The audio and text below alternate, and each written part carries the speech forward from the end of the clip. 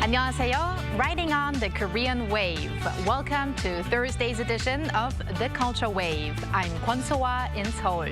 Explore with us Korea's culture from all aspects and stay up to date with K-entertainment, K-art, K-people, K-everything. And all of that together with our Thursday co-host, Bella Kim. Hello, Bella. Hi, So-ah. And hello to everyone joining us today on the Culture Wave. I'm Bella, back again to co-host. And of course, fill you guys in with the latest in K-entertainment.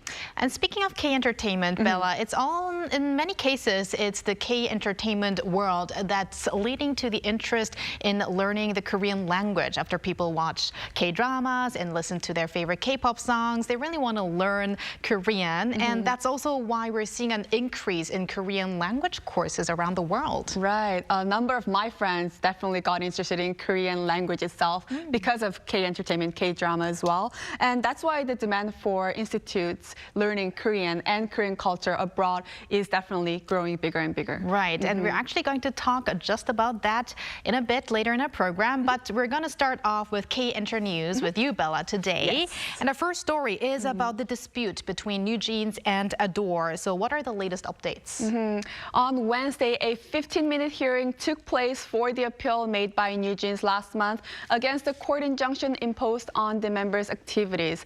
The hearing took place at the Seoul Central District Court, and only the attorneys of NewJeans and the agency ADOR attended. And it was not open to reporters as opposed to last month's hearing that was open to audience. And the result of the appeal is yet to come out. Wednesday's hearing took place 2.5 weeks after the court sided with ADOR and approved the injunction against NewJeans activities taking place outside of the agency. The court ruled that the 5 members' argument that their trust had been broken wasn't sufficient and ordered them to return to ADOR. Instead of accepting the injunction ruling, NewJeans appealed the decision and announced that they will halt all activities for now. The first hearing on NewJeans' termination of its contract with ADOR took place on April 3rd, where the two did not come to a settlement. And now we're waiting for the second hearing, and the second hearing over this contract termination will take place on June 5th. But probably we'll hear more updates even before that hearing. Right. So keep us updated, Bella. Sure. Now, moving on to our next story, we're going to talk about G-Dragon and his music, which can be heard everywhere. Yes, Power is one of his latest songs. We can hear his music on music streaming platforms, at cafes, at clubs, on my social media. I make those background music. So yes, really everywhere. But perhaps this is the most unlikely place you would expect to hear it. What are we talking about? Well, we always talk about, you know, K-pop artists performing all around the globe in so many different countries. But I guarantee you that none of their songs have been played here. As you all know, G-Dragon is a visiting professor at Korea Advanced Institute of Science and Technology, KAIST. Well, he collaborated with scientists at KAIST to launch his music and an image of his iris into outer space. Outer space? Outer space, yes. The Space Institute of KAIST announced on Thursday that the world's first space sound transmission was successfully conducted on Wednesday by Lee Jin-jun, a contemporary artist and associate professor at KAIST, in collaboration with G-Dragon. Professor Lee used generative AI technology to create a media art piece titled Iris, based on an image of G-Dragon's Man's Eye. And the audio component included sound from the Emile bell, a historic Korean bronze bell over 1,000 years old, along with G-Dragon's recent hit, Home Sweet Home. G-Dragon said that he was both thrilled and surprised by this project. He explained the reason behind selecting Home Sweet Home was because the song features Big Bang members Taeyang and Daesung. And also in that sense, he added that he is excited to see Big Bang, the members, travel into space, where Big Bang is originally from. Of course, very meaningful, yes. But also slightly ironic that the song is called Home Sweet Home, while the song is going to be played very far away from home. Well, it says like it's meant to be like Big Bang finding their home. Oh, their home? In Big Bang, outer space. Okay, yes. that makes sense. Well, very thrilled to see these interesting projects. Right. And Bella, our last story is about an actor, but you didn't give me any more hints about it. Who are we talking about? Well, we're going to talk about an actor, but Sua, before that, can you guess which Korean actor is most loved globally? I actually think I know the answer to this Oh, really? one. Oh. And I'm going to give a hint to you and our viewers. 혹시 나 너 좋아하냐? That's one of the favorite lines of this actor. It is. I don't know if I can say I like your acting. So it was a little bit AI version, but Which, yes. which, by the way, means, do I like you? Yes. Maybe. Do I like you? The actor that's getting most love is Lee Min-ho. Lee Min-ho has been crowned as the most loved Korean actor worldwide. Not just this year, though, but for 12 consecutive years. According to the 2025 Global Hallyu Survey released by the Ministry of Culture, Sports and Tourism and the Korean Foundation for International Cultural Exchange, Lee Min-ho secured the top spot as the most preferred Korean actor globally for 12 years in a row, solidifying his status as a Hallyu star. He ranked first in all 5 continents: Asia, the Americas, Europe, the Middle East, and Africa, across 28 countries, proving his immense global popularity. And through various successful projects like The Heirs, Legend of the Blue Sea, and Pachinko, Lee Min-ho has definitely demonstrated his power. Meanwhile, Lee Min-ho is set to appear in the upcoming film Ominous and Reader, The Prophet, later this year. Oh, looking forward to that. And very impressive that he's constantly being ranked as the most beloved I almost said anchor. I meant the most beloved actor. I hope I can one day become the most beloved anchor. You are in my heart. Oh, thank you very much, Bella. And thank you for those K-Enter updates. And stick around. Will do. And now we'll get our daily culture issues reported by our AI anchor, Ari, on standby. Ari, take it away. Hello and welcome to your AI guide to the latest cultural updates from Korea. Here's our top story. The National Heritage Service has downgraded the National Heritage Disaster Warning level from serious to alert. The decision comes 2 weeks after the highest alert level was issued on March 25th in response to massive wildfires in the Kansong region.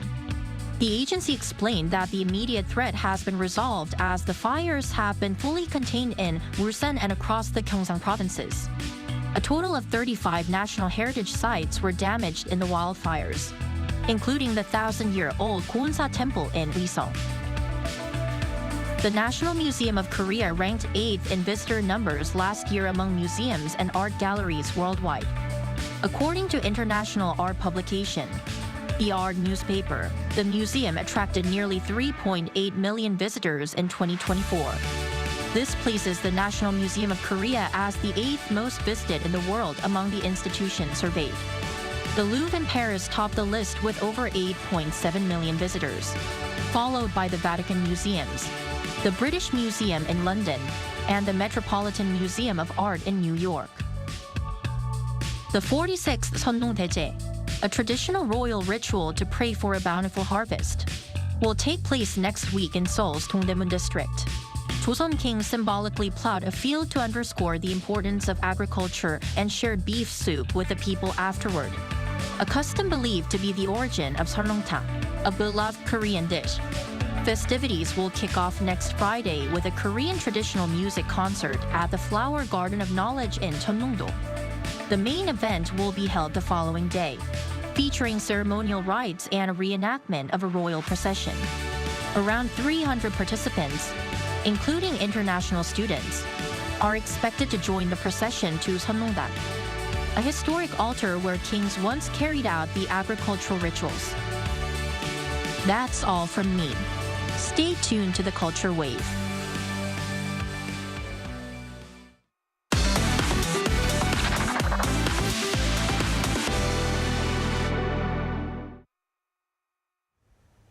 Every fan has a story to tell. This time, we're not talking about K-pop fans, but the kind we use to cool us off, known as Kulture in Korean. The Kansong Art Museum has opened its spring exhibition featuring exquisite paintings and calligraphy rendered on classical Korean hand fans.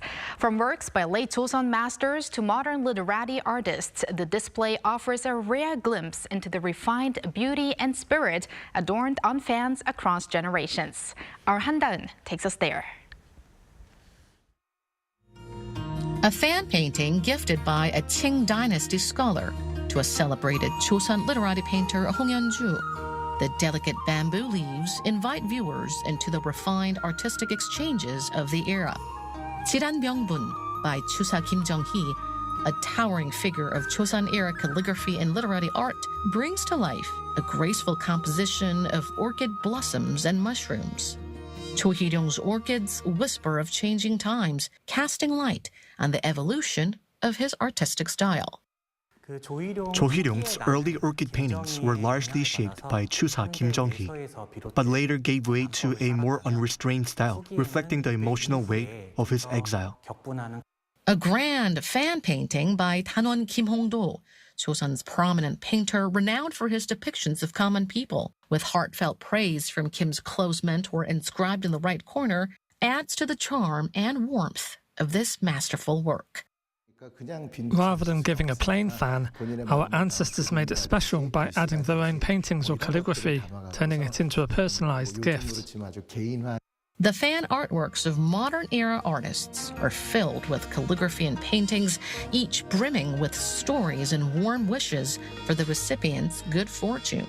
Titled Seonu Pungol, which translates to sharing a moonlit breeze with good friends, the exhibition features 55 fan artworks carefully curated from the Kansong Art Museum's collection. Among them, over 20 pieces will be unveiled to the public for the first time. The museum's first fan-themed exhibition in 50 years runs through May 25th, inviting visitors to discover the untold stories woven through every fold and brushstroke. Han-daeun, Arirang News.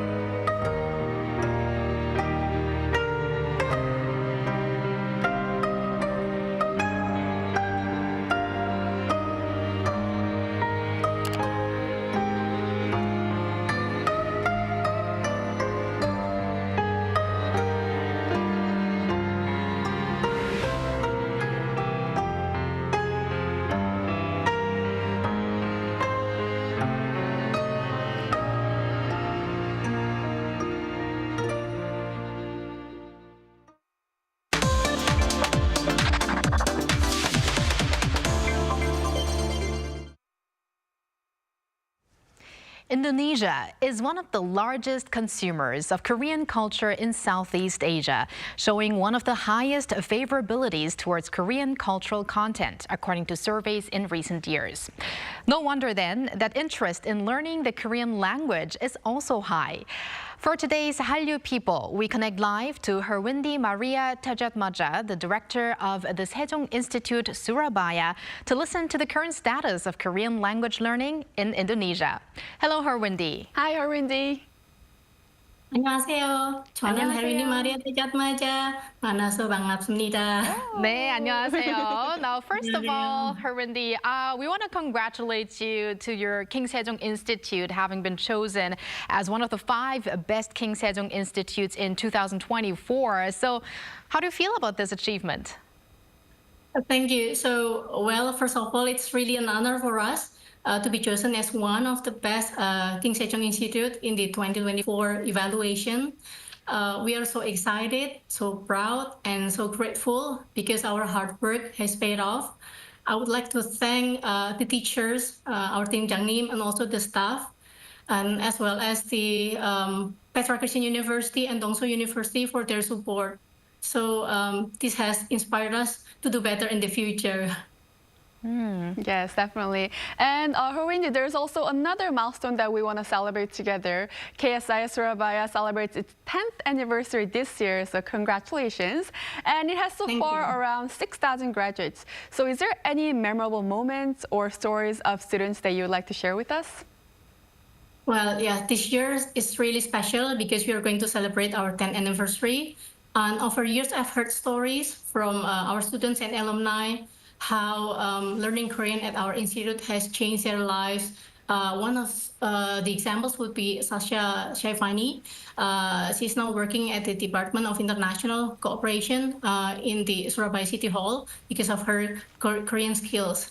And I also took a class back then at King Sejong Institute Surabaya. So I spent some time with the students and I heard a lot of stories. I could see their experience, their struggle, their excitement, and their dreams. So whether it's big or small, the stories, their experiences have inspired us to do better in the future. It's really heartwarming to see that their life has changed because of learning Korean at our institute. Very heartwarming to hear from these stories, Herwindi. Now, Indonesia has the 4th largest number of King Sejong Institutes in Asia after Vietnam, China, and Japan. So what are the reasons behind Indonesians enrolling to these language courses or other cultural Korean courses? I also heard that many are trying to major in Korean at universities. Well, I think for most Indonesians, the interest in learning Korean begins when they like Korean movies, drama, or K-pop songs. Platforms like Netflix in Indonesia have Korean movies or dramas as part of their top 10. And if you go to malls, especially in big cities, you will hear a lot of Korean songs played. So it makes sense that people are willing to feel connected more to the culture. That's why they start learning Korean. But then over time, they also realize that learning Korean can also open more opportunities for better jobs, scholarships, and even studying abroad in South Korea. So I guess that's one of the reasons and why Korean learning is becoming more and more popular.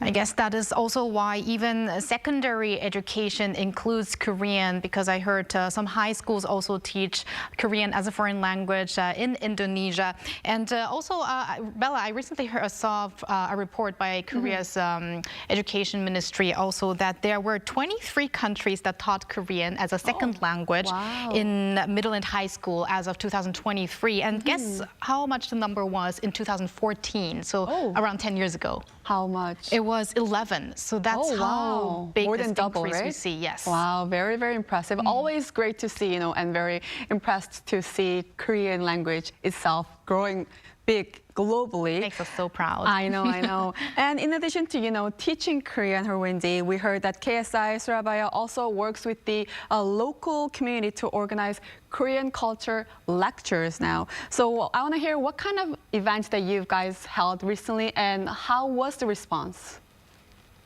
Okay, we host many cultural events and lectures to make learning more fun and meaningful. But the most popular one would be Sejong Culture Academy, in which participants can learn Korean cultures from the experts directly, cooking Korean food, wearing hanbok, learning traditional musical instruments, K-pop dance, taekwondo, and so on. And last year we just had the Buchechum and Samulnori.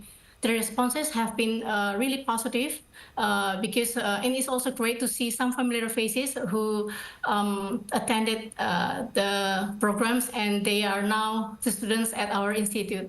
Wow. So yes, yeah, I feel great about it. Now, Harundi, at the beginning of our segment, I mentioned that Indonesia has been found to be a country with one of the highest interests in K-culture content. So although you are really deeply involved with cooperating with Korea and Korean contents, do you see it in your daily life? Do you really see it happening around you, how people are really into the K-wave? Tell us a little bit of some experiences you had. Oh, well, yes. I see that a lot of more and more people are speaking Korean phrases here and there, like 안녕하세요, 감사합니다. And they also love talking about the latest episodes of Korean dramas or movies. And we are also seeing more and more Korean celebrities in our advertisements. And if we go to malls, especially in big cities, you will see a lot of people wearing the Korean fashion and Korean makeup, and also they're also selling more and more Korean merchandises, which is going to show that Korean culture has become part of our everyday lives. Right. Now, for Indonesian fans of the Korean wave, what role can the King Sejong Institute in Surabaya play in the future? Do you have any specific plans or goals that you would like to share with us? For Indonesian fans of the Korean wave, I really hope that King Sejong Institute Surabaya can become a place where you can learn more of the Korean language and culture. And we are going to have more and more exciting events in the future. So please stay tuned and follow our Instagram, KSI_Surabaya, because we have lots of more exciting events and programs for all of you. Great. And Harundi, before we send you off, I want to ask you, is there any upcoming K-culture related events that you guys are planning this year that you're looking forward to? Yes. In 2 more weeks, we are going to have a Korean movie day in which we are going to book the entire studio so we can watch a Korean movie together, and there will be door prizes as well. Yeah, so please stay tuned. We haven't announced it yet, but soon. And I also actually heard that we earlier talked about actor Lee Min-ho being very popular around the world, and he is also going to be in Indonesia this month, according to reports. So I guess that is also going to be huge very in exciting Indonesia. For Indonesian fans.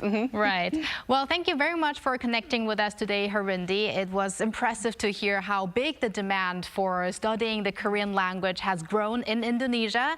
And we wish you and the Sejong Institute Surabaya the best, and keep in touch. Thank you. 감사합니다. 감사합니다. And 감사합니다. Thank you to you, Bella, as always. We're going to have you back here tomorrow. You're welcome, and I'll see you back tomorrow. Thank you for spending the past half an hour with us on the Culture Wave for your daily dose of K-culture issues. Please join us again tomorrow, Friday, 2 p.m. Korea time.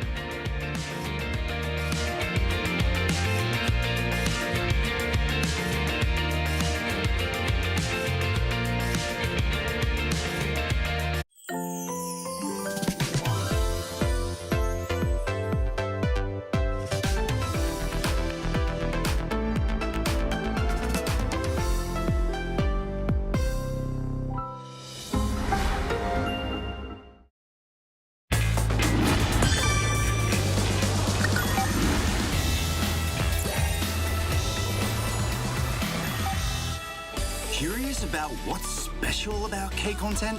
In recent years, Korean cultural content has taken the world by storm. So, what's your favorite K-content? Movies, dramas, music, exhibitions? Are you ready to take your pick? Starting with globally acclaimed K-movies. It's no longer rare for Korean movies to receive awards at international film festivals. And we can't talk enough about the K-drama sensation. It's not surprising that drama filming sites go on to become major tourist attractions. When we are on the topic of K-pop, we can't leave out idol groups. They are the driving force of K-pop. K-pop idol group members do not only have exceptional singing and dancing skills, but they have the looks too. I'm a huge fan.